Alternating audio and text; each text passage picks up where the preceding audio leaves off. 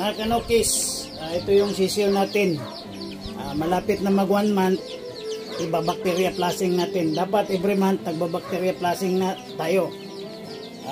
Ito yung gamit natin, Primoxil. So 3 days lang kasi bacteria flushing lang.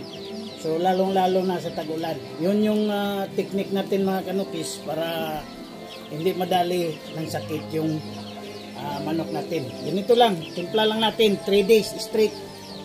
Yan. Basahin lang ang level ha. Tapos tubig. So uhaw lang masyado yung manok dapat mga kanukis. Yung mga sisiyo para maubos kaagad. Yan.